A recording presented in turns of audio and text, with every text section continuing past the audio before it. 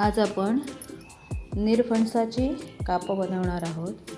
त्यासाठी मी हा असा स्वच्छ धुवून निरफणस घेतलेला आहे आणि त्याला ह्या पिलरने मी तासून घेणार आहे. म्हणजे त्याच्यावरची साल जी आहे ती सगळी तासून सोलून आपण घेणार आहोत.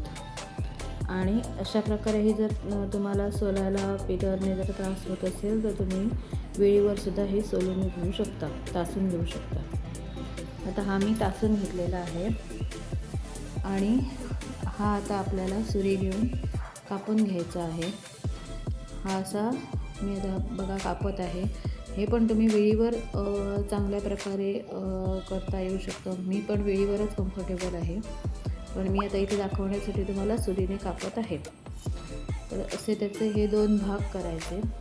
हे 2 भाग केल्यानंतर त्याच्यामध्ये बघा आपल्याला हा जो मधला पांढरा घट्ट भाग दिसतो तो आपल्याला मुख्यत्वे करून त्यातून काढून बाजूला करायचा आहे. मग तो काढण्यासाठी पहिल्यांदा असे त्याचे छोटे छोटे काप करून घ्यायचे आहेत आणि नंतर मग हा त्याचा जो मधला भाग दिसतो ना गोल, तर हा भाग आपल्याला त्यातून काढून घ्यायचा आहे. कारण हा भाग जो असतो तो त्याचा घट्ट भाग असतो आणि जरी आपण कापं तळून काढली तरीसुद्धा हा जो भाग आहे ना तो मऊ होत नाही, तो तसाच घट्टच राहतो आणि असे घट्ट असलेली कापं मग आपण खाऊ शकत नाही. त्यामुळे आपण हा जो भाग आहे हा त्यातला काढून घ्यायला पाहिजे. त्यातला छोटासासुद्धा तुकडा राहता कामा नये. असं सगळं व्यवस्थित काढून घ्यायला पाहिजे.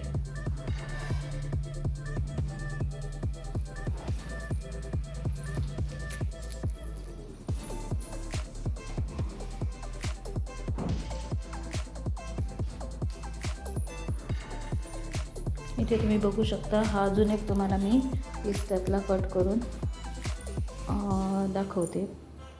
अशा प्रकारे ह्या सगळ्या पूर्ण निरफणसाची जी कापं आहेत ती आपण कापून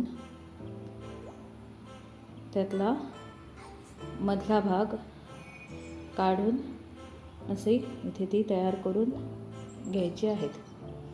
आता ही बघितली आपण कापं सगळी झालेली आहेत. आता आपल्याला ह्याला मसाला लावायचा आहे. त्याच्यासाठी पहिल्यांदा आपल्याला त्या कापांना सगळी व्यवस्थित ठेवून त्याच्यावर मीठ घालून घ्यायचं आहे. तर हे मी आता मीठ घालत आहे आणि ते मीठ घालून त्याला ते व्यवस्थित लागलं पाहिजे म्हणून ते व्यवस्थित हलवून घ्यायला पाहिजे. तर हे तसराळं जे आहे किंवा वाडगा जो आहे तो मी आता हलवून घेते आहे. नंतर त्यात इतर मसाले आपण घालूया. हळद, त्यानंतर आपल्या चवीप्रमाणे आपल्याला त्याच्यामध्ये मिरची पूड घालायची आहे. तुम्हाला जसं तिखट पाहिजे असेल तसं तुम्ही घाला आणि कमी तिखट पाहिजे असेल तर कमी तिखट घाला. त्यानंतर आपला आणि तिसरा पदार्थ म्हणजे त्याच्यात आपण हिंग घालणार आहोत आणि हा हिंग कापांना व्यवस्थित लावून ती कापं मग हलवून घ्यायची आहेत. हलवून घेऊन थोडा वेळ ती बाजूला ठेवल्यानंतर त्याला व्यवस्थित पाणी सुटतं आणि ते पाणी सुटल्यानंतर मग ते आपण रव्यात बुडवायचे आहेत. त्यासाठी आपण आता रवा बनवून घेऊया. आम्ही आता अर्धी वाटी रवा घेतला आहे, त्याच्यात पाव वाटी तांदळाचं पीठ घेतलं आहे, त्यात मिरची पूड, त्यानंतर मीठ घालणार आहे,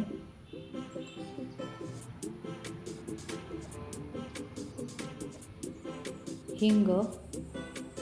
साधारणपणे जे पदार्थ आपण कापांना लावतो तेच सगळे पदार्थ रव्यामध्ये आपण घालायचे आहेत. हळद घालत आहे.